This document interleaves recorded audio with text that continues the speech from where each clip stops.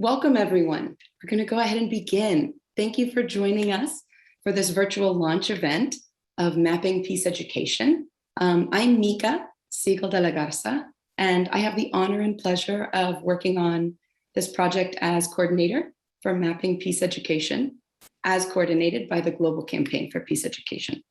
I originally joined this project as an extension of my internship through my studies at the Universitat Jaume I in Spain, where I studied peace, conflict, and development. I currently teach at a comprehensive public high school in Houston, Texas, in the United States. And I have loved growing alongside this project, as it's been 2+ years in the making. But as is often the case, good things take time. We are thrilled to have you here with us as we officially launch this global research project. I'll start with the format for today. First, we are live streaming this event on the Global Campaign for Peace Education's Facebook page, and a recording will be made available on the Global Campaign for Peace Education's website. For those of you on Zoom, please feel free to type questions into the chat throughout the conversation. If there's time at the end of the discussion, we will take a few of those to pose to the presenters that are here with us today. The purpose for our gathering today is to celebrate and launch this project, but in parallel to really create a meaningful opportunity for learning alongside our peers. We meet here online, but I would also like to acknowledge that I'm joining this call from colonized, stolen, occupied land, which is the ancestral, historical, and contemporary home of a number of indigenous nations, including the Karankawa, the Coahuiltecan, the Atacapa-Ixac, and the Sana. And while a land acknowledgement is not enough, it is an important social justice and decolonial practice that promotes indigenous visibility, affirms indigenous sovereignty, and reminds us that many of us, most of us, are on settled indigenous land. I invite all of us to contemplate a way to join in decolonial and indigenous movements for sovereignty and self-determination. In recognizing contributions today also would not be possible without the coordination of the Global Campaign for Peace Education in partnership with the International Institute of Peace Education, the Peace Education Working Group for the Global Partnership for the Prevention of Armed Conflict, GPAC, with the Quaker Council for European Affairs, with the United Nations Academic Impact, with the Berghoff Foundation, with the George Arnold Program, the University for Peace, with the Comparative and International Education Society, CIES, the Special Education, Peace Education Special Interest Group, and Education for Global Peace. It is these partners that have put us in touch with these expert contributors, in touch with their networks, and with whom we'll continue collaborating towards future objectives. Which brings me to a huge, unending thank you that goes out to contributing researchers. There are too many to name. We have over 50 researchers that have published so far on the map, not including those whose profiles are in progress. And while we have the honor of speaking with 5 of them today, this project is truly a testament to the contributing expert researchers. Thank you so much. We also want to extend a thank you to our sponsors who have given us the financial support to get this project started. They include the Samuel Rubin Foundation, the Global Partnership for the Prevention of Armed Conflict, GPAC, and individual donors of the Global Campaign for Peace Education. So the content for today's event is as follows. We will start with a quick overview of the project, and then we'll move into a series of 2 dialogues. Well, conversations really. The first will be between Dr. Tony Jenkins of the Global Campaign for Peace Education and Cecilia Barbieri of UNESCO. And they'll be discussing lessons, possibilities on advancing peace education globally. The second dialogue will be amongst 5 of our expert contributors who will share about peace education in their countries and contexts, as well as goals and hopes that they have for the future. And truly, this launch is just the beginning. These past 2 years have been a great learning experience that I am ecstatic is now being shared with the world, and that we get to launch into it by hearing from everyone today. There will be a lot to take in. So before we begin, I invite us to ground ourselves a bit with a deep collective breath in an effort to deepen our collective learning. So if you'd like to take a deep breath in, release it. I'd like to begin by inviting Dr. Tony Jenkins to share an overview of this project with us. But first, a quick introduction. Dr. Tony Jenkins is the convener of this entire project. He also serves as coordinator of the Global Campaign for Peace Education and managing director for the International Institute on Peace Education, and is currently a lecturer in Justice and Peace Studies at Georgetown University. And through various networks, Tony has worked in more than 24 countries around the world and collaborated with colleagues from all world regions. Personally, Tony is someone who I see as a mentor, and I continually learn from him and his example. And I know that you will learn a lot today too. Thank you, Tony. Over to you. Thank you so much, Mika, for the generous introduction. And truly, this project wouldn't be possible without you. You've put in endless and untold hours to make this project a possibility. And I've learned a lot from you as well. So thank you so much for guiding us to where we are today. So I want to talk about a few things in framing what this project is. I want to start with a little bit of acknowledgement of the history of how it came to be. And its origins are humble. And I think that's really important. So this grew out of a project that I began with my students 2+ years ago, and a peace education seminar I was teaching at Georgetown University. And I was trying to find meaningful learning opportunities for them to learn in particular about contexts, histories, methods, and approaches to peace education taken around the world. So I had the opportunity to pair them with peace education mentors from the global networks of the Global Campaign and the International Institute, and gave them the task to develop these broad kind of peace education country profiles that we would hope could be shared with the Global Campaign community so they could give something back. We wanted to be meaningful in that sense. And the work produced by the students was excellent. And it helped reveal to us the potential for this project that has emerged in greater scale. So I really wanted to take a moment to just acknowledge these students again for their contributions to the project and to my own learning. Now, I want to also kind of talk a little bit about the purpose of this project. So mapping peace education really evolved, from these origins, but also it evolved to support the mission of the Global Campaign for Peace Education, which in essence is to help build public awareness and political support for the introduction of peace education into all spheres of education and to promote the education of all teachers to teach for peace. So to support our mission, amongst other things, we know, or we did know that we need to be able to do things like show that peace education works, right? We need to be able to document the evidence, what works, what doesn't, especially under varying contexts and conditions of violence.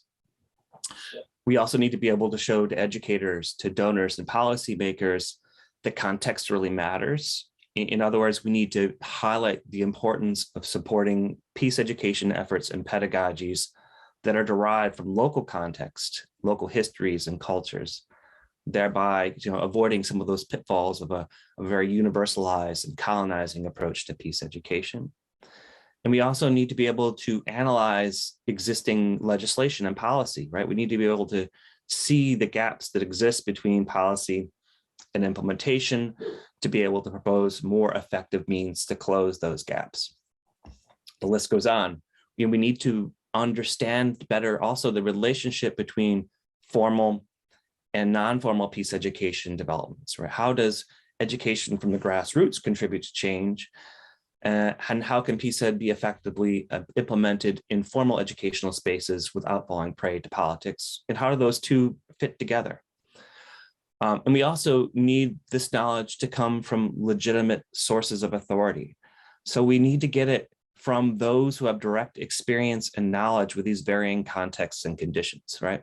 And even then, we need it to reflect diverse views of different experiences, right? The academic, the practitioner, the ministry official. They may all have very differing perceptions of what the needs are and what the history of peace education is. So we need to bring those voices together in a meaningful dialogue. And then once we have this knowledge, we need to make it accessible. And we need a convenient space also for the global community to come together to learn from one another. So that describes the purpose, but what it is, this project seeks to deliver. So it seeks to fulfill these needs. And we envision it as a space where researchers, donors, practitioners, students, policymakers, and others can come to find data and analysis on formal and non-formal peace education efforts in countries around the world to support their efforts to develop contextually relevant and evidence-based peace education to transform conflict, war, violence, and injustices. More specifically, what it provides are macro country level profiles of peace education to give historical context and analysis of present issues of violence and conflict, an overview and analysis of formal and non-formal peace education efforts, a review and analysis of policy and legislation, an examination also of sustainable development goal reporting on indicators that are relevant to peace education, a listing of key organizations conducting and offering training in peace education in each country, and also a repository of news, peer-reviewed research, and reports that form the basis of further research. So we imagine these profiles as being kind of a go-to place to find knowledge of peace education. And on top of that, we want this to be a living document. So these profiles are updated to be updated biennially. So this is just the very beginning. And the platform that hosts the project has also been designed to support comparative research and analysis. So through our initial research, one of the things that we were able to do early on was designate what we describe as 16 major branches of peace education, things like disarmament education or education for sustainable development. All right, these are branches that are broad, widely adopted frameworks for peace education.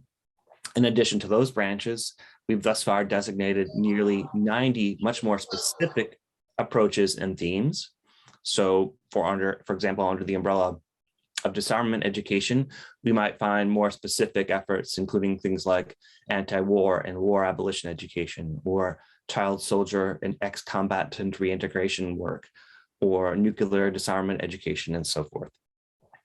So we've coded all the country profiles for these themes and set up a database in a way so researchers can find comparable context to learn from. So for example, if you're an educator coming from a region just emerging from a long civil war or internal conflict, you might look to lessons from other countries who are pursuing education for demilitarization, et cetera. So we set it up so the tool will make that easy for you. In addition, all countries are also coded for policy and legislation and teacher training. So you can easily filter the profiles to find those countries that have direct or supportive policy and legislation mandates for integrating peace education to the curricula and in teacher training. So let me I want to briefly say what this project is not. I really want to be clear that this is not an attempt to universalize or promote one particular approach to peace education. It's not about putting forward the global campaign's view of what peace education should be. It's not an effort to rank countries according to achievements or lack thereof in peace education. We really don't believe we possess the authority to do that.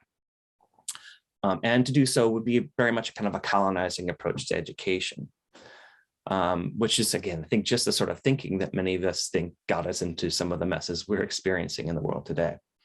Ultimately, we think it is the responsibility of citizens to be able to hold their elected officials responsible. And we hope through their own critical evaluation of the knowledge that we're gathering in this project, that they might become better equipped and informed to be able to advocate for their own needs. And this ultimately is kind of our greatest hope, that this global collaborative research project might become a source of knowledge that leads to social and political impact and change, right?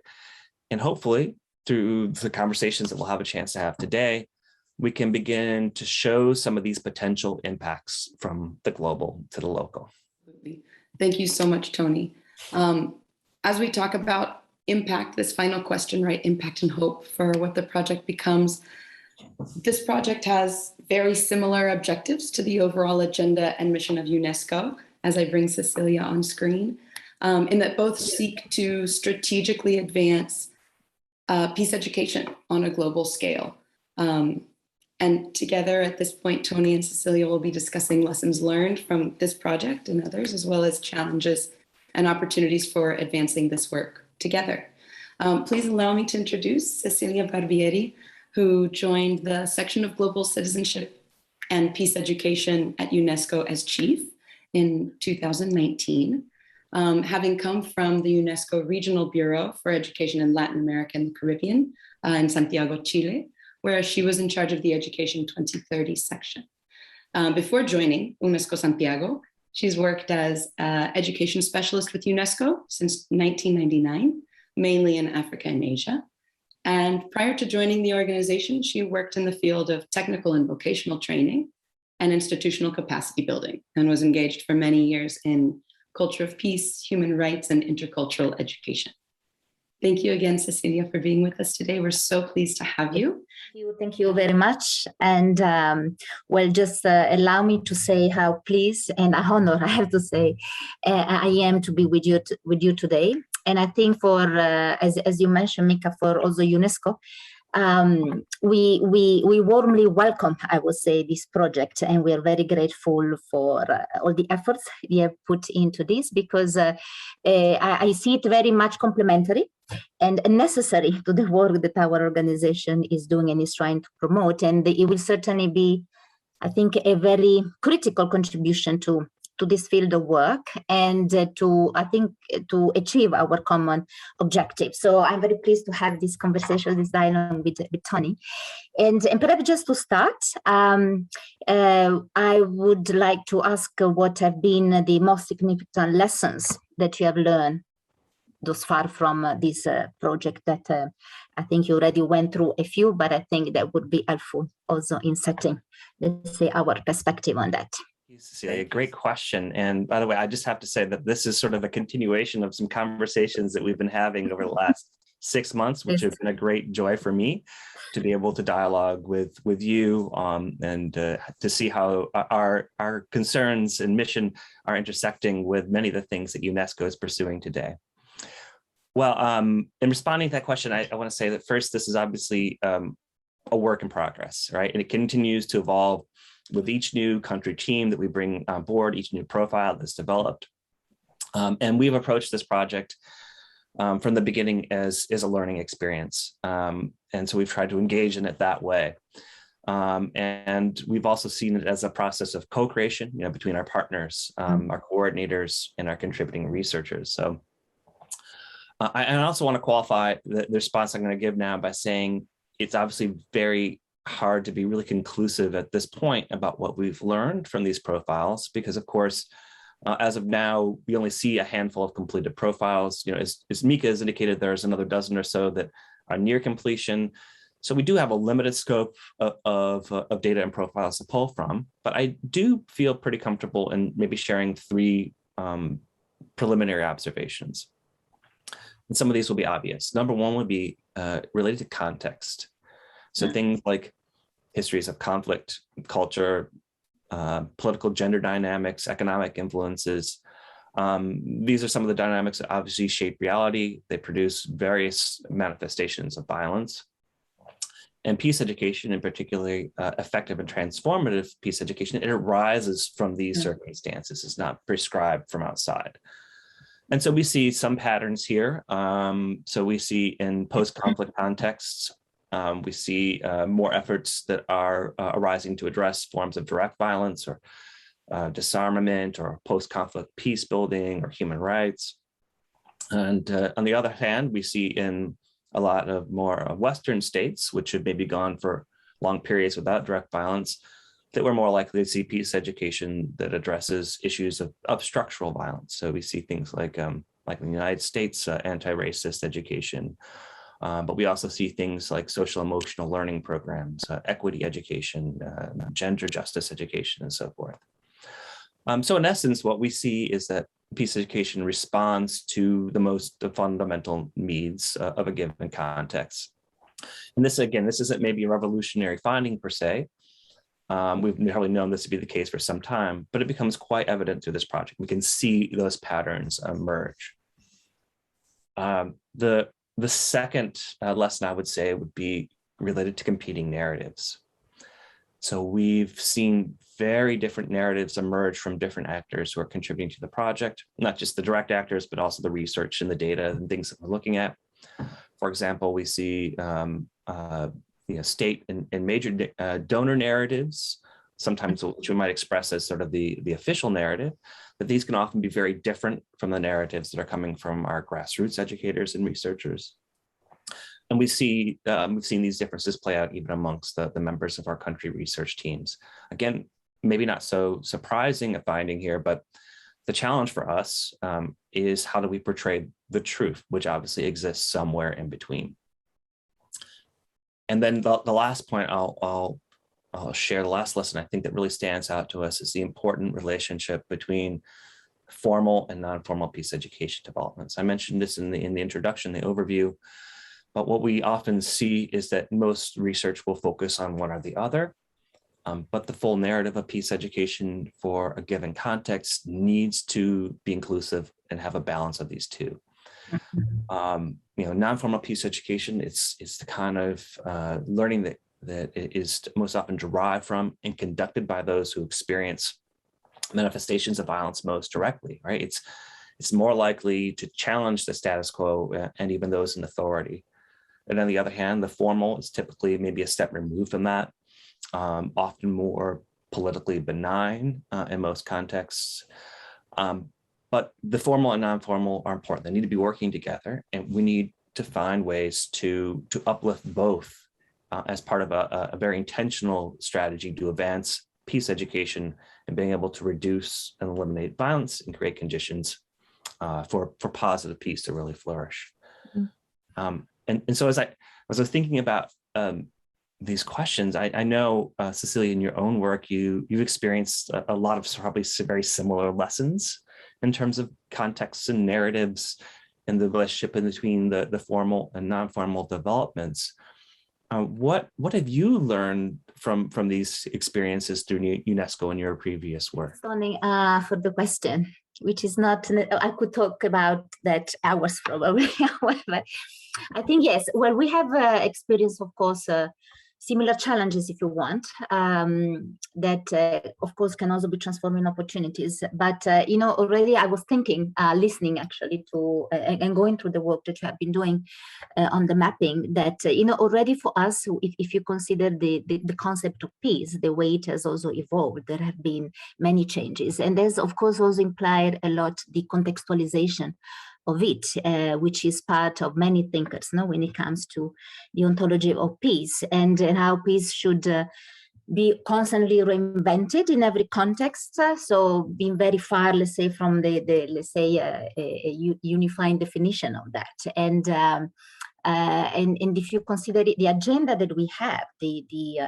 the UN peace agenda, right, of the past decade, as let's say, undergone through multiple transformation, which led us now to a very holistic vision of peace. So this is an agenda that has expanded a lot and has mainstreamed a range of different type of concerns in peace discourses that were somehow sidelined in the past. So we talk about social justice today when it comes to peace. It comes to women's empowerment, to young people empowerment. We talk about children welfare. So, and this somehow I'm mentioning that because this is also for us in the way we look at peace and the importance of it. Contextualization today is has led also to this concept of sustaining peace that is linked organically, let's say, with the Agenda 2030, with the SDGs. And it really gives us this holistic approach towards achieving this culture of prevention. Now, when it comes also to my experience, to our experience, I would say as organization, but I can also bring my own experience, especially coming from different regions. And a recent one, when it comes to the work we do on global citizenship education, which, as you know, is very much, let's say, rooted in human rights and peace education, I would say, are really the critical elements of that. And, you know, we could see that talking about this concept and having also lack of clarity and a variety of acceptance of that in different countries and regions. And we had to address, we had to face that, right? For also to make sure that the transformative power of this would work. And of course, you know, for us, when you try to place this work in context of local realities, of course, you can see there are a lot of contradictions that emerge and that can be addressed. And I believe probably that was really the case when you do your work on peace in a different context. And what we saw for sure is that this is not helped by any form of, I would say, globalization, which, for example, links peace to security, where we had a lot of hegemonies by financial market, where we can see a lot of exacerbation of inequality, of historical inequality, of the exclusion of minority voices, for example. So for us, really, you know, we could see this was a main impediment to the full exercise of the rights of citizens globally. So that means actually that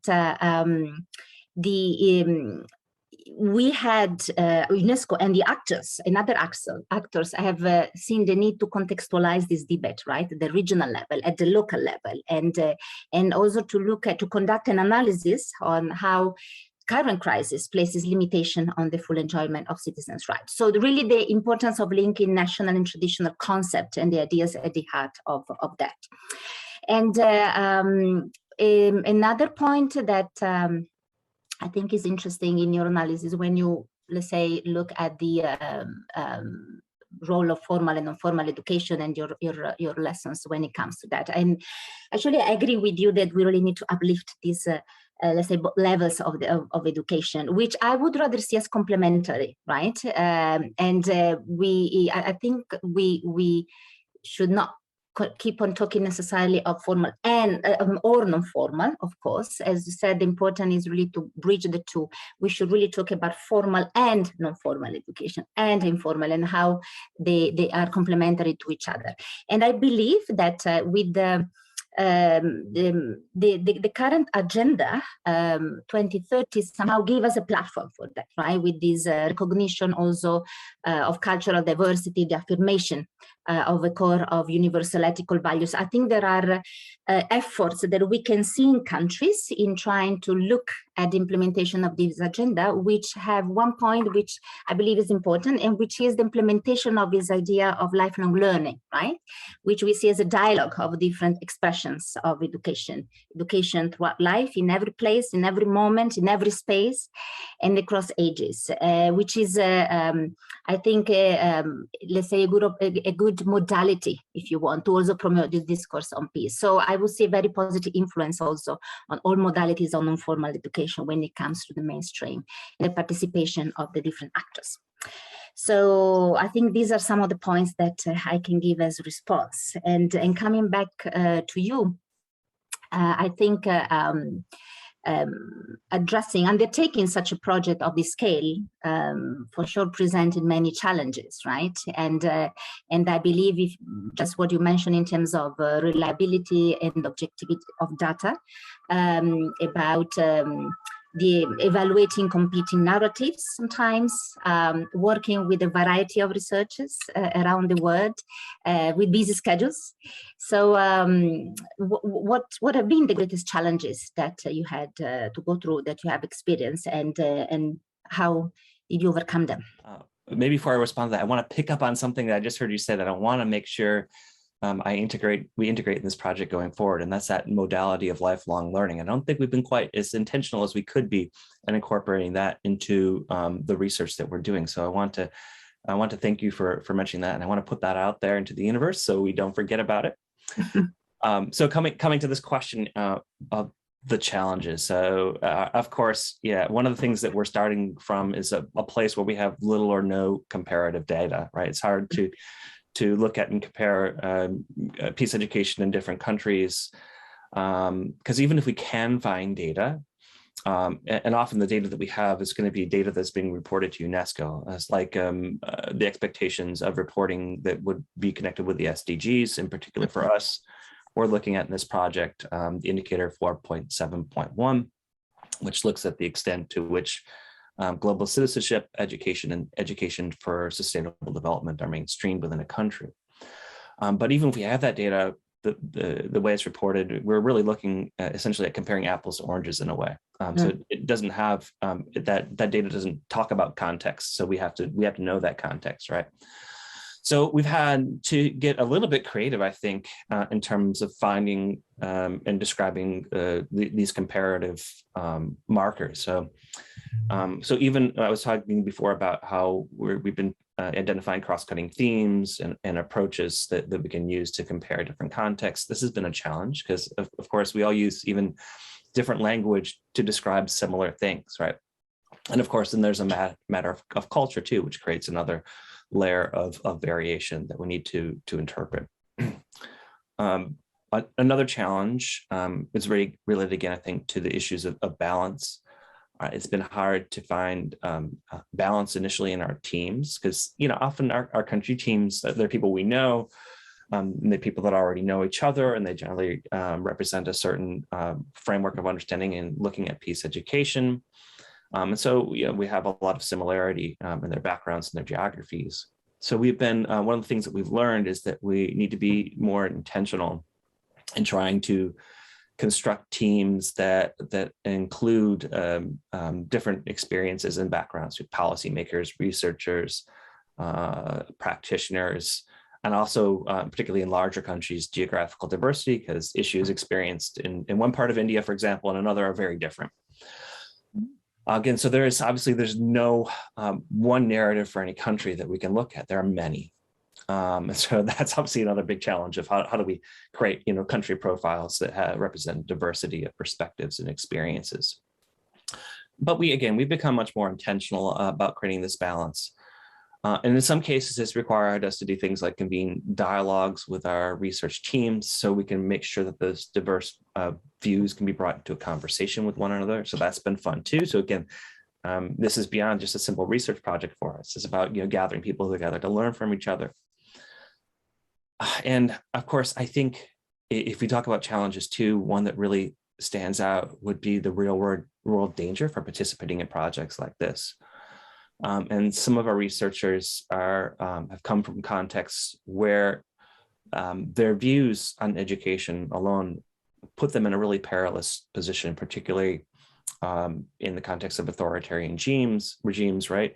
So their lives, their livelihood have been threatened in many cases in the past, and even the lives of their families. So this is something that we've been challenged by. And maybe we were naive to think that this wouldn't be an issue, but we've encountered this in a number of cases. So we also see that the inclusion of these voices is really important, right? And so we've tried to find ways really carefully to bring in their voices, assure their anonymity, find ways to protect them. And so we've had to get really kind of creative with that as we've gone. We still haven't figured out the perfect path for that, but we're working on it. I would say, like, when we look at all these challenges together, they've slowed us down a little bit, but of course, we'd hope maybe to launch this effort more than a year ago. But this slowdown is the cost of doing things right. Mm-hmm. And probably beyond that, it's afforded us more time to reflect, to learn and grow from the experience, and to help evolve the project in a way that can be more and more meaningful. Well, again, I think, in hearing your response to the previous question, that you probably encounter a lot of similar challenges in your work, but maybe at a different scale than we're dealing with, Cecilia. So when you're, for example, when you're working on drafting or revising recommendations or declarations, the normative documents that UNESCO is the steward of. You're working with the representatives of UN member states, but you're also consulting with academics, with formal and grassroots educators. And I know, for example, that you're engaging some work on some preliminary studies to explore revisions to really important and landmark things like the 1974 recommendation. How do you manage and address these challenges of inclusion in your work? I mean, which is truly, obviously, very global in scale. I mean, and how have you found ways to bring these diverse voices into a meaningful dialogue with each other? Yes, well, you mentioned something that I think is very key, and I totally share with you that let's say efficiency, doing things at a certain pace, and sometimes our pace has to be very fast, doesn't mean doing things right. So efficiency doesn't go hand in hand with inclusion for sure, most of the time. So I agree that when it comes to peace, for example, in particular, dialogue is absolutely essential. Somehow from our side, I think one of the principles that we always apply in our work is really to make sure that we engage with all the relevant actors when it comes to our work at all levels, right, from the grassroots to the policy making. Passing through all the different levels, and we have actually presented a preliminary study for a revision of an instrument that probably many of you who are so engaged in peace education know, which is the 1974 recommendation concerning education for international understanding, cooperation and peace, and education related to human rights and fundamental freedoms. Is a long name. We call them 74 recommendation to cut it short.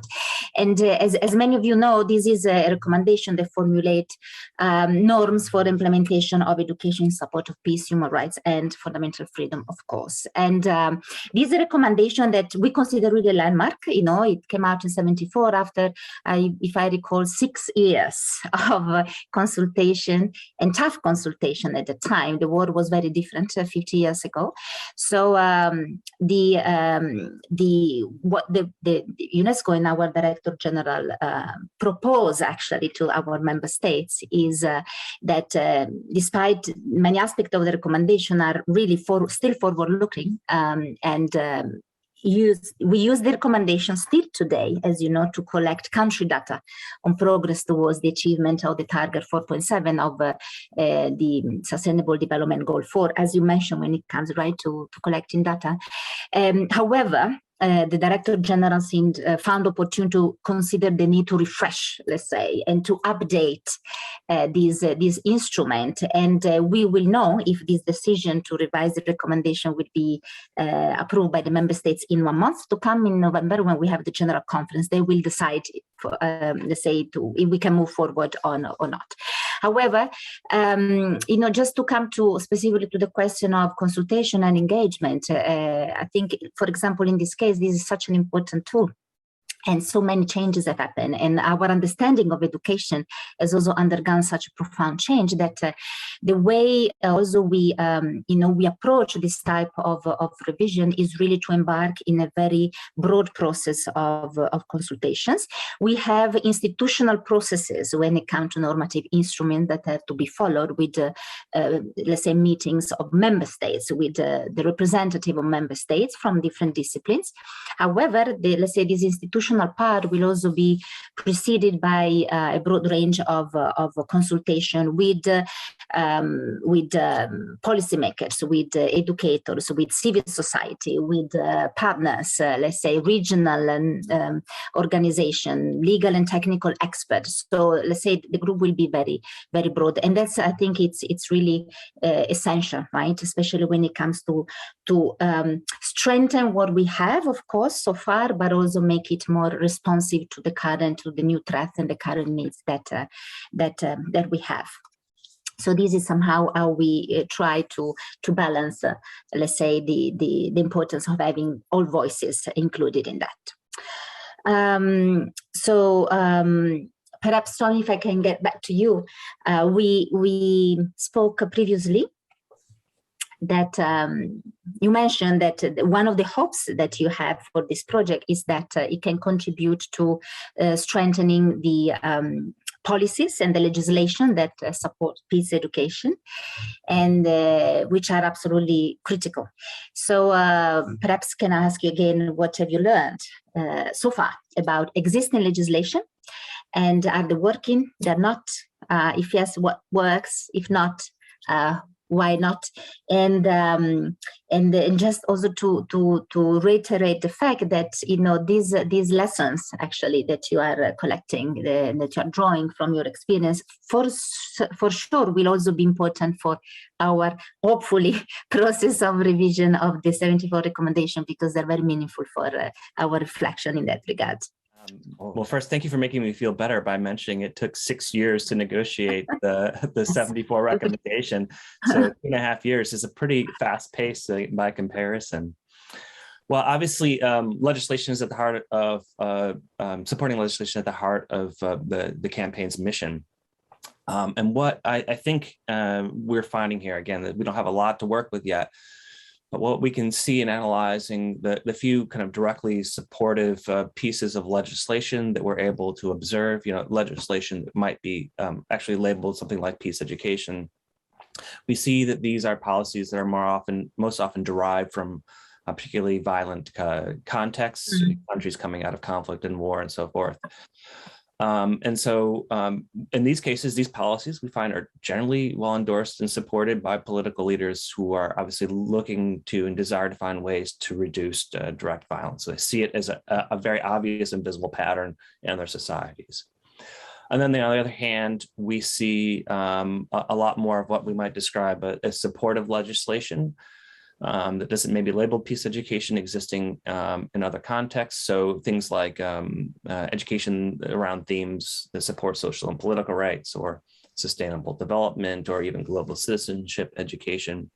We see these in contexts where we see less direct violence, but obviously there remains plenty of structural violence and other injustices that are easier to see because you're not experiencing these various forms of direct violence and so forth and so on. We definitely also see a lot of policy and implementation gaps, particularly in the first category I mentioned of directly supported policies. And here we have to contend with a lot of challenging things, like political tides, right? So if the policy is issued under a particular administration, a new administration comes in that has different political views, they may tend not to actually support and make those policies operable. Or they can be obstructionist to it in a way.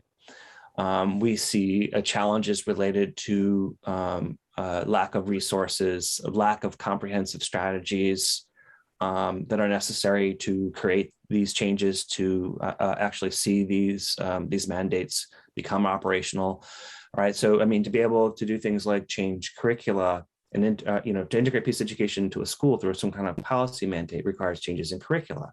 Requires providing adequate resources to support pre-service and in-service teacher training and so forth. So it's complicated work that requires a lot of scale to be able to do, and it needs sustained support, right?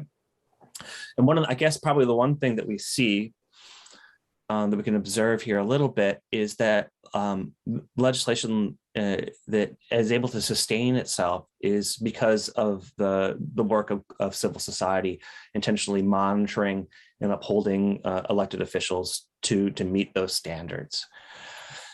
And so again, another thing I would say we can begin to see here is that many of the most effective and sustainable policies and practices are those that are derived from grassroots efforts first, where civil society has engaged in sustained education through non-formal and informal efforts that in a way begins to create kind of a cultural tipping point.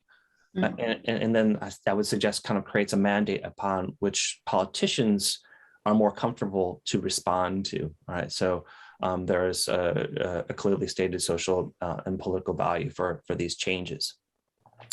And so I think this comes to the point I think you were making in your response to the previous question, the importance of supporting non-formal and both formal and non-formal and grassroots peace education interventions, and also, again, the informal.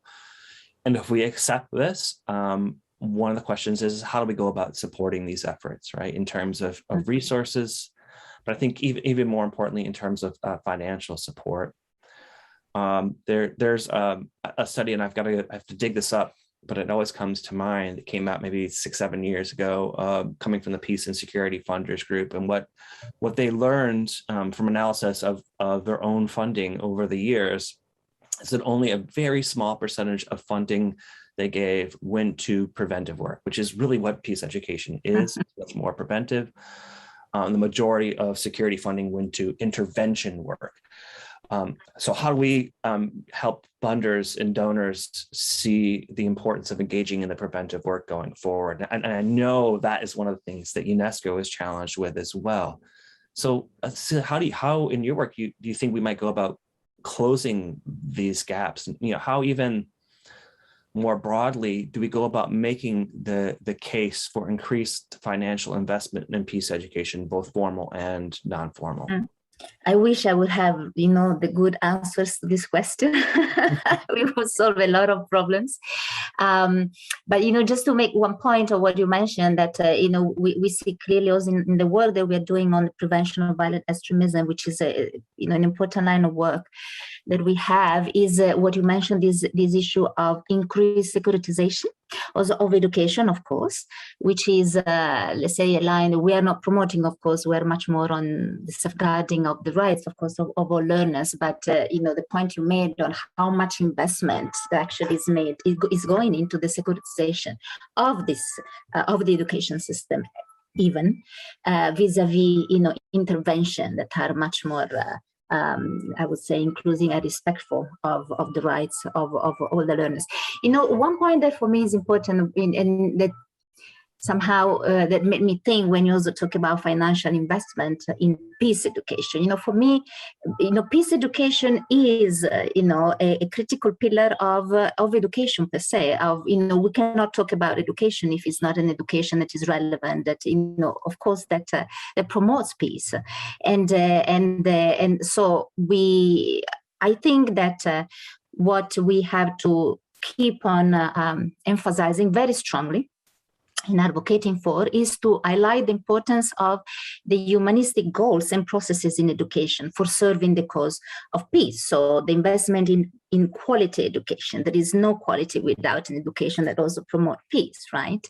And we unfortunately we see that the role of education is not always. We talk about education sometimes as a panacea, and somehow the role of education in the contribution of education to peace, which is not always the case, right? And there is a very interesting papers that I would encourage you to read if you have not done so yet, by Krishna Kumar, that perhaps many of you and the colleagues in the South Asian region would know. Is a paper from 2018 that addressed this issue of, can education contribute to peace?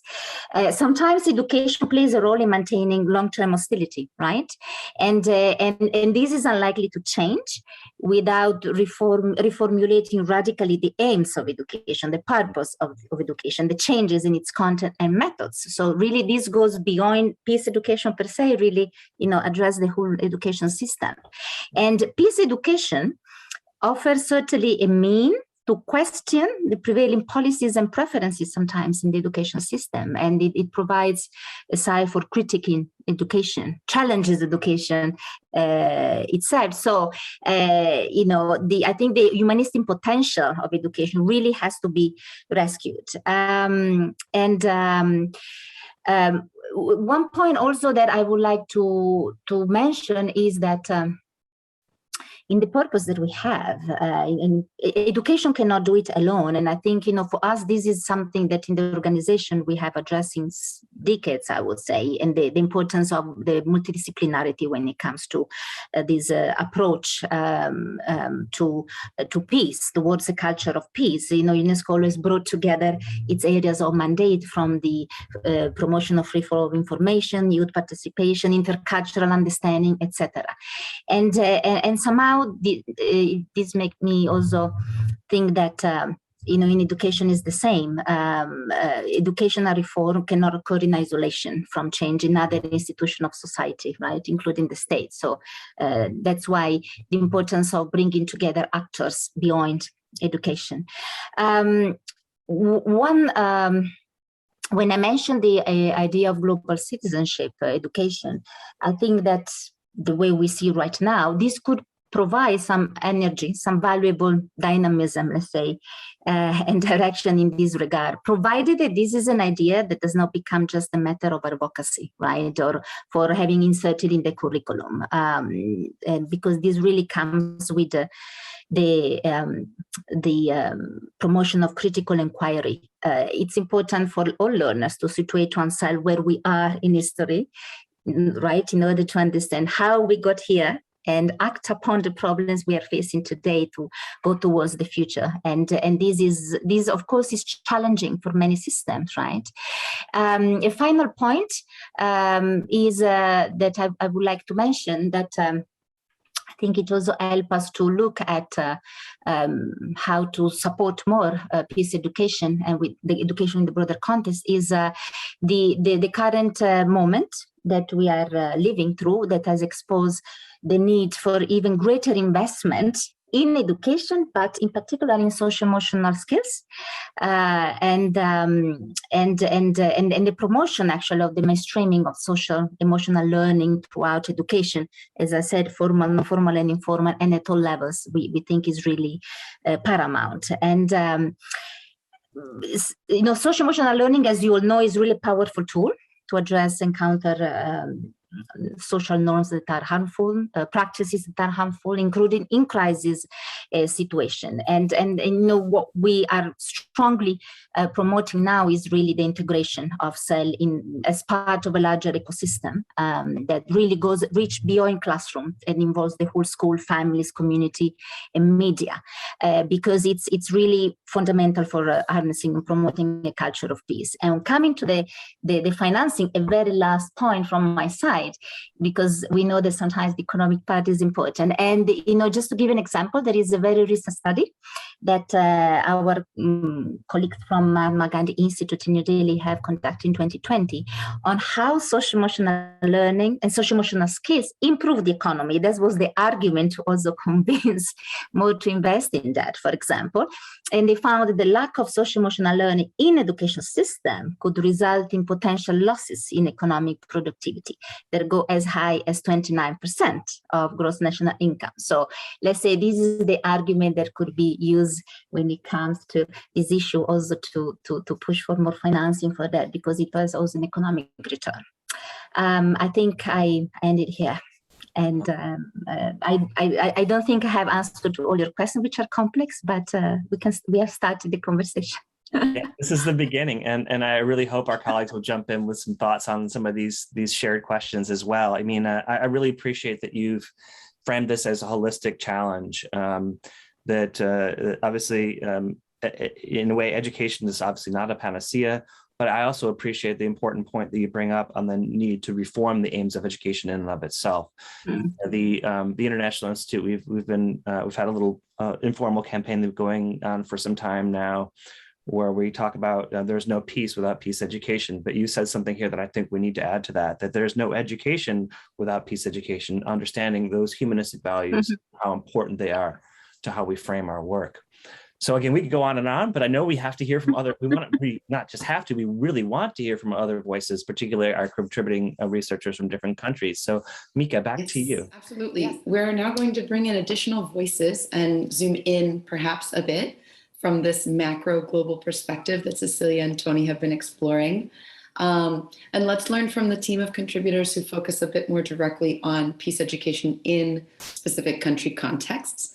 Please allow me to introduce this next session. We are honored to have with us today very well-respected researchers and practitioners of peace education in their respective countries. We welcome Loreta Castro of the Philippines. We welcome Raj Kumar Dhungana of Nepal. We welcome Loizos Loukaidis of Cyprus. We welcome Tatjana Popovic of Serbia. We welcome Ahmad Jawad Samsor of Afghanistan. As we bring each of them onto the screen, I will also begin to pose our first question to the group. One thing that I would ask each of you to share is, what should people know about peace education in your respective countries? But perhaps something unique about the historical development or the struggles and challenges, the content focus, or maybe directly the practice and pedagogy, or the policy of peace education that others here might learn from. I can begin. Well, once upon a time, peace education was very marginalized in the Philippines, but I think because of the efforts of like-minded people, within the civil society, it has now come to a point where I would say it is really now more acceptable. And in fact, I say that because in 2019, our Commission on Higher Education came out with a memorandum, asking the different higher education institutions to integrate peace education or peace studies in relevant subjects in the higher education curricula. So of course that overjoyed us, the peace educators among us, because then that is, although it is not a law, it is a policy from the Commission on Higher Education, which will facilitate our efforts. And in fact, because of that, and I guess one thing that I want to say is very much also depends on our willingness as civil society to volunteer our knowledge and our inspiration to relevant government agencies. Because immediately when I heard about that, and I met one of the commissioners of the Commission on Higher Education, I volunteered myself. Modesty aside, I went up to him and said, if you need someone to help, I can help. And true enough, when he called the meeting, he invited me, and that started a collaboration with the Commission on Higher Education. So I will just maybe start with that. Maybe I can, add up, just acknowledging the fact that, in Nepal, the peace education, actually the debate of peace education started along with the emergence of armed conflict. It was a Maoist armed insurgency for over the 10 years. And, along with the violence increase, the people were, asking for more peace. And within that overall debate, the demand for peace education was there in across 2001. Then these and it was emerged from the civil society. So the first demand, formal, the discussion and debates, initiated by the civil society and gradually scaled up and piloted by larger organizations like Save the Children, and immediately UNESCO actually played a very important role and negotiated with the government to sign the memorandum of understanding with the government of Nepal. And then gradually it took, by this UNICEF and the UNRCPD and the National Human Rights Commissions, they continuously, drove this peace education initiative with the different, elements. So the elements were changed, added over the time. And so it was, I consider it is a successful approach, successful in the sense that it is in the part of the formal curriculum now, and it is in formal means grade 1 through 12. You can find explicit content of peace education and human rights and civic education and citizenship. So that is in the formal system, both in the teacher training as well as in the textbooks and lessons. So just for your information, I'm now assigned as a formal, reviewer of the curriculum and the textbook writers capacity building by the government of Nepal, because I was trained by UNESCO in 2005. Pamela Baxter, Margaret Sinclair, who is now here in the, participating there. So they are quite, useful. So I really appreciate that. Thanks. Over to you. Hello, everybody. Thank you very much for the opportunity to present and the opportunity to contribute to the project. I'm the director of the Association for Historical Dialogue and Research, which is a multi-communal organization based in the buffer zone in Cyprus at a community center that we created called the Home for Cooperation. Now, about peace education in Cyprus. Historically, there have been several efforts to introduce aspects, tenets of peace education under different names like human rights education, anti-racist education, intercultural education in both communities. However, these efforts have always been associated with different ideologies. That applies to both communities on the island. So they have been faced with resistance by conservative, nationalistic circles, religious circles, mostly the Greek Cypriot community, because of the power of the Greek Orthodox Church. So until, let's say, 2015 or so, whatever effort was faced with hesitancy. After that, I would say that there were small but very important ruptures made by civil society organizations that actually named their initiatives and their efforts explicitly peace education or education for a culture of peace. I'm very proud to say that one of these organizations is the organization I work for. Those efforts, in association with the creation of bicommunal technical committee on education in the negotiations formed by the two leaders, has actually made a breakthrough in regards to education for peace on the island. However, the situation now is a bit difficult because of the current stalemate in negotiations. However, for the last 4 years, we have been implementing a beautiful project on peace education called Imagine that has managed to bring together more than 5,000 kids and 1,000 teachers from across the existing divide in Cyprus. This project is a confidence-building measure in the negotiations. It is an initiative that started from civil society and got the endorsement of politicians at the very highest level, and actually managed to coordinate between, to be the mediator between two educational systems that do not recognize each other. I think this is one of the highlights that has occurred in the last years in Cyprus, and I would say that its uniqueness lies in the fact that we actually knocked on the doors of the people who have not been converted traditionally towards reconciliation on the island. We have worked with people from different parts of the political and ideological spectrum. And I think we realize that education is not the only factor that will bring about change. So at the same time, we tried to lobby with different stakeholders like trade unions, different stakeholders on the island.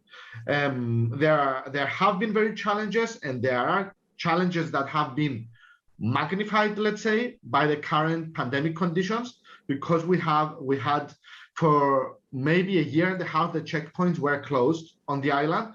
So we were unable to bring kids together because of the language issue as well. We don't speak each other's language. And that's a failure of our educational systems. But yeah, I mean, we believe that small ruptures matter. So that's where we focus our efforts and pay attention also to the small victories. Thank you, Dr. Jenkins, for inviting me to speak at this event. I think it's a great project that you have started, because now I can relate back to when we started the peace education program back in Afghanistan in 2014. We didn't have a lot of data to rely on, and then before starting our peace education program. So I see this as a great opportunity in the future, and those who are interested, starting from somewhere. So this will at least, provide that that historical information and data were what existed on the ground before and when they could take it to the next step. So what I want to share about peace education in Afghanistan and what I was part of and a little bit about the history of it. The way I see it, it's mainly peace education it's the new concept that was introduced in the last 20 years in Afghanistan. Mainly it came from some of the NGOs back the refugee camps in Peshawar. That's where the concepts of peace education were basic concepts of peace education were taught. But after the new government was established in 2002, formal and informal peace education it started its way, making it into the education system, but not really. I was part of the U.S. Institute of Peace, the peace education program, which is called Institutionalizing Peace Education in Higher Education, where we work with the Higher Education Ministry and the public universities in Afghanistan to teach peace education to faculties and to the students. So over the course of 7 years in Afghanistan, we were able to lobby for peace education at the policy level, where 2 credit course was approved by the Ministry of Higher Education, was officially introduced as a curriculum into different programs. And students started taking the course and the course appeared in the transcript.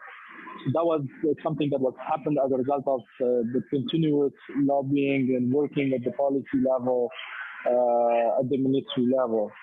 At the same time, we were able to extend the program starting in university, where we piloted the program as a formal thing, and later on extended that to 10 public universities. I wanted to share that, but of course, most of you are following on what has been happening in Afghanistan, the recent incidents that has unfolded. I'm still trying to be, even though there's a lot of things that has happened, I'm still trying to be optimistic. And I see that there might be opportunities, even though, we are seeing that there is a very strict people are in place who are making very strict decisions, trying to change the curriculum already. They are stopping some of,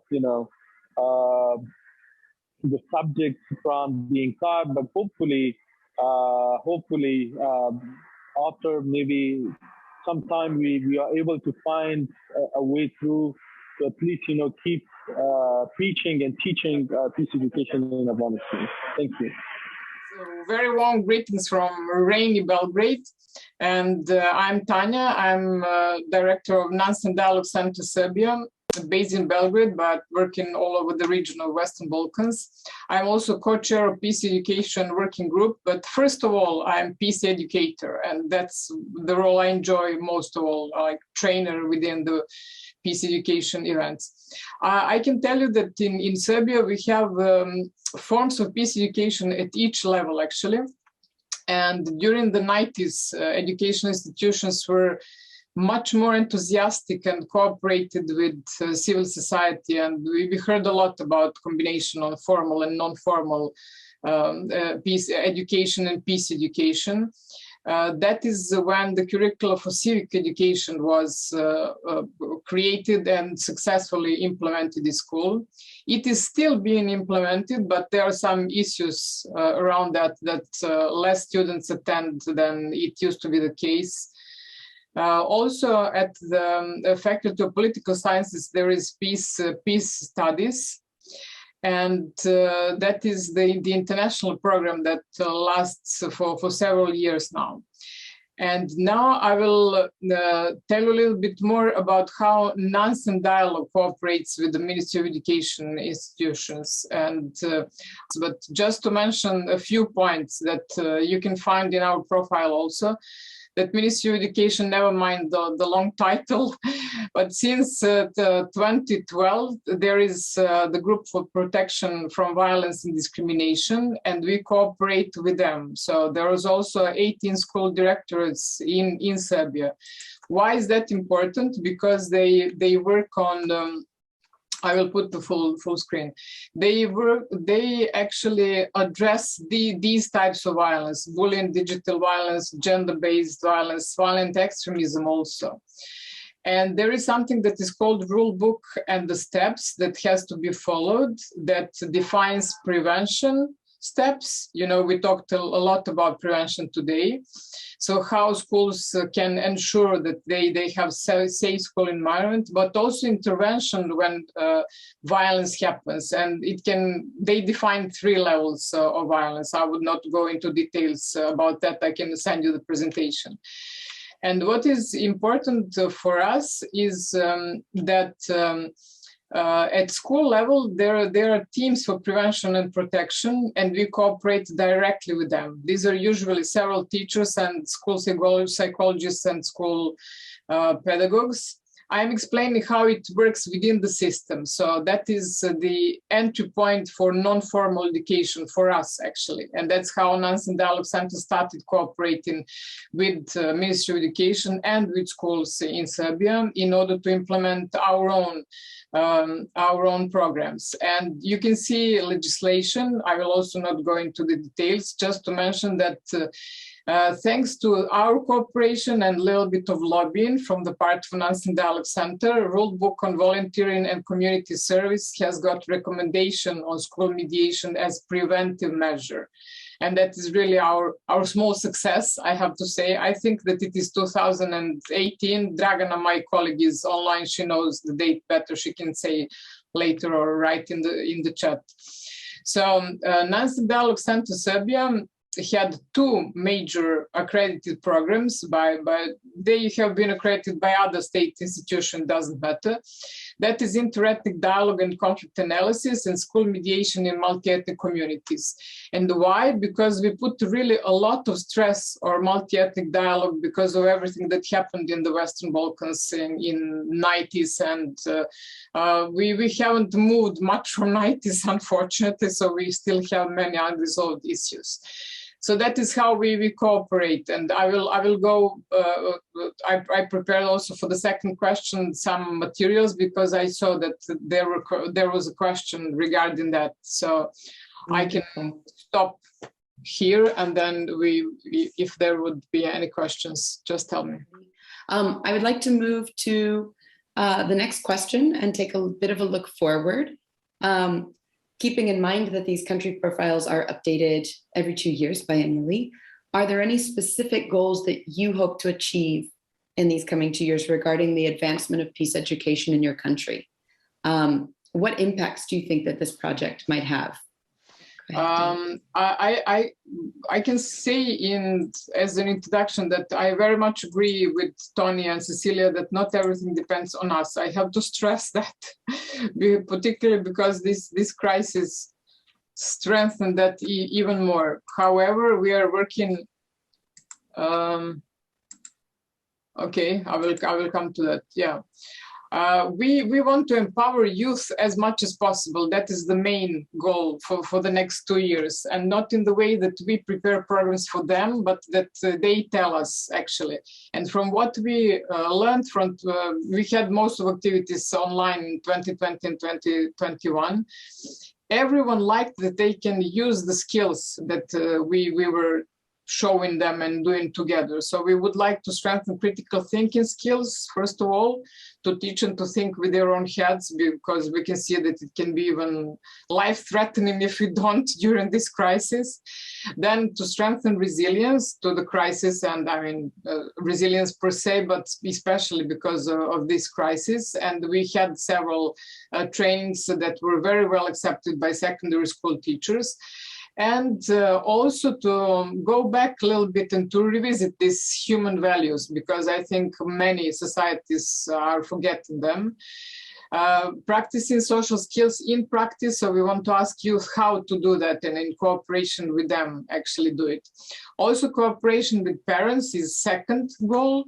And we have something that I said already. Biljana used to work in the Ministry of Education, and we created the modest practice book on cooperation with parents. Everything there is in the workshop format or games that are explained. So thanks to JIPOC, that is free resource, so I can send it. It is in English. And as I said, it is very simple, but I believe that you can get some ideas. So our greatest hope is to empower youth to cope and to deal with the crisis. And I can stop there. These are some pictures and so on. Hope for the future. Okay. So first of all, we hope that our educational projects will restart very soon, because as I said before, because of the pandemic and the stalemate in the negotiations, there are many challenges. And not only we want to start, but we also want to be sustainable. We want to reinforce our efforts with new issues, and we want to always work in line with quality education. As Cecilia said before, it is very important not only to teach about peace, but also to offer quality educational or qualitative educational opportunities. And I think that's actually one of the reasons teachers have trusted us over the years, because it's not another effort about human rights, peace education. We're trying to be relevant to the curricula. We're trying to be respectful to the sensitivities of the two communities.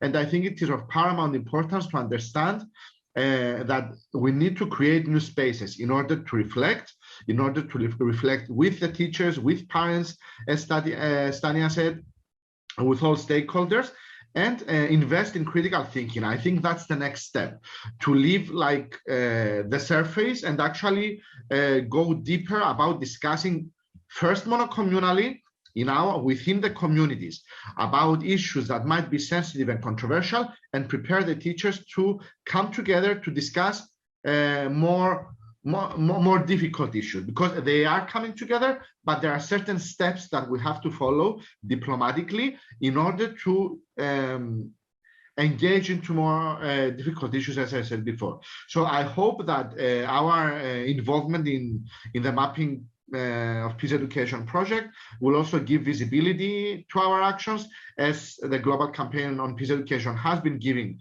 throughout the years. And I think that by highlighting the efforts at the local level of Cyprus, I think it also gives an incentive to local policymakers to pay more attention to what civil society is saying. Thank you.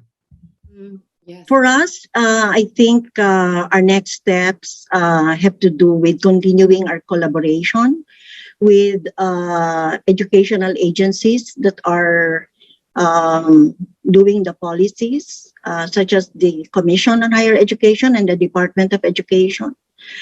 We have started, of course, that collaboration, and we would like that to be strengthened. Also, we have started a collaboration with the Mindanao State University system, and it is, I know someone from there is here, but I was not able to communicate with him. But MSU, or the Mindanao State University, we hope will be the, shall we say, the lead in, because it's a whole system, and they are found in different places in Mindanao. And as you know, it is a conflict-affected area. And it is our hope that because we are already working with them, that this university system will take the lead in promoting and leading in peace education in that part of the country. Then, of course, we want to strengthen our peace education network. We have such a group in the country, and some of them are here now, and I want to acknowledge their presence. Thank you for being here. You know who you are. And they're taking, the members of our peace education network are taking the lead in their regions, and we're very happy about that. That they are the catalysts in these places. And we also have someone here, I hope she's still here, who is the coordinator of the Generation Peace Youth Network. So that is also one of our hopes in the future, that youth, peace and security will be a pillar of peace education in the country, so that we would have this success, shall we say, the successor generation. We need them to carry on the work in the future. So like Loizos and Tanya, youth is also a big thing for us. Youth who are in the formal school system, and also youth who are trained in the non-formal trainings, especially by Generation Peace Youth Network, which is a member of our Peace Education Network. And of course, women, peace and security too is a concern of our Peace Education Network. So thank you. The way we are basically assessing this right now, because in the last 1.5 months, what we have seen in Afghanistan, there's a lot of things that have changed. We have to look back at this very critically, because right now our office is basically closed in Kabul, and we are back. I'm evacuated, basically. I'm in the United States right now. So that will be the first thing that we will look into this, to relook at our objective for the next 2 years. Obviously, one of the key things that we have discussed internally so far is to continue advocating for what we had in the last 20 years, or what we have built on in the last 7 years. Then see if the new regime can at least, keep what we have worked on, and continue teaching the topics, the subjects that was developed as a contribution of several years of work by faculty. So that would be one of the key things. At the same time, the importance of this project, how I see it, is recording what has happened over the last, let's say, 20 years in Afghanistan. Would definitely help if things change or things move in a positive direction. Would definitely help for policymakers, for practitioners to come back and look at this data and use this data as a foundation, as somewhere that they don't have to recreate the wheel. So they can simply take back the available content, the available approaches, the available lessons learned from the country program, and then they can continue from there. So our objective would definitely be, continue the work that has happened over the last 8 years, and continue advocating. We'll definitely look into ways of working with the new regime. I know it's not easy. It's a question for the international community. So it's not just for our office to work with them, but for countries and governments, how they are going to engage with them. So as things unfold and we see that there are new ways to work with them, definitely revise our objectives and how to continue the work that we have done. Yeah, thank you very much. I think this, when I'm thinking about the future, I always feel, I feel it's quite a hopeful future. The positive future. Definitely, when I'm particularly involved on this mapping exercise, that provided a lot of opportunity to think about what is there, and then what could be done. Definitely from there, what I could see is that the engagement of youth is one of the things that we could do more. And currently, we are having a dialogue to establish our formal relationship with this Mahatma Gandhi Institute, based on UNESCO Institute, with the university where I'm teaching now. the Kathmandu University. So we are almost, in the stage of signing agreement. So definitely the engaging with youth is one positive avenue which we can create more and more. The another aspect I see is very important is the teacher building capacity. I see that, one very difficult but, possible aspect is that, including content on the, formal and non-formal education systems. But then the major challenge is to provide continued training both in service and, in the pre-service training in the universities. Provide continued, the efforts to empower teachers so that teachers have the relevant tools, relevant knowledge and content.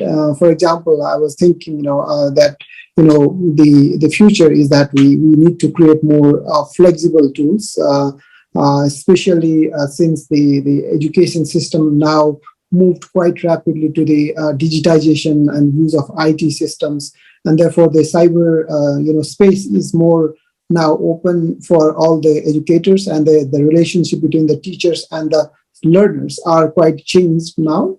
So I see that, maybe together we all need to work together and create some flexible tools which is, easily available for all of us, so that the space become more safe and the violence in that space happens less. I think that is something that I see is a room. Finally, the last point is about, the strength of the network that we, some of you were talking about.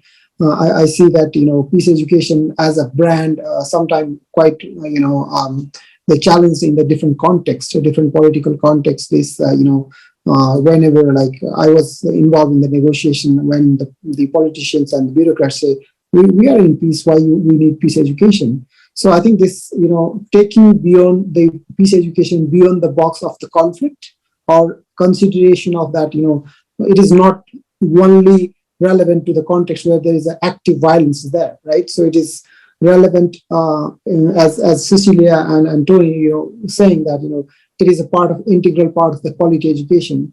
So how do we actually advocate for that and negotiate when we are negotiating with the governments, especially bringing how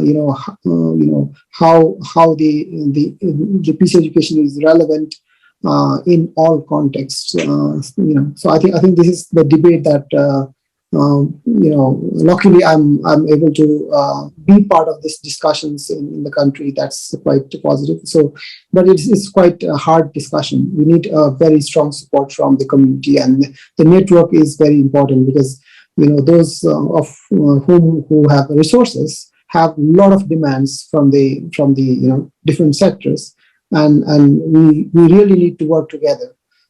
So that this agenda is established, that peace education is relevant to all contexts. I think that's my way forward. Thank you. Thanks to each of you all for sharing with us. I wish we could be here the rest of the day, but to respect everyone's time, I'd like to bring our event to a close. I know that there were some questions in the chat, some of which have been answered, some of which have been organized in direct messages. If we are unable to address your question, please feel free to contact us at map@peace-ed-campaign.org. And this concludes the event that launches Mapping Peace Education. You can visit Mapping Peace Education at map.peace-ed-campaign.org. And again, if you have any questions, I've included that email in the chat as well. I would like to extend a huge thank you to everyone that presented here with us today. In addition to, of course, the partners, our supporters that are here today with us, researchers, coordinators, volunteers, and all of this wonderful network that gives birth to this wonderful work, and including this project.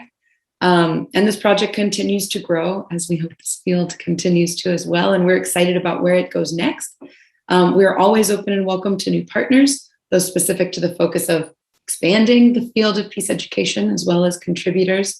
You can find more about the project and more information about joining the project on the website's About menu. It's been a tremendous undertaking to coordinate this project. And a huge thank you to the many contributing expert researchers that are here, including the 5 that were able to speak with us today. Thank you again. And thank you, Cecilia Barbieri, for joining us for the conversation. As you all shared in your conversation with Tony Jenkins, this and all projects in peace education appreciate support, including financial support. If you'd like to give yourself, or if you know of foundations or donors who might be interested, please let us know. I will close finally with, again, an enormous thank you for joining us today. A huge thank you to the speakers who've been with us. Deep gratitude to those who have made the project possible. A resounding thank you to those of you who are able to celebrate here with us at the official launching of Mapping Peace Education. So with that, thank you, Tony. Thank you, Cecilia. Thank you, Loreta. Thank you, Tanya. Thank you, Loizos, Raj Kumar, and Jawad.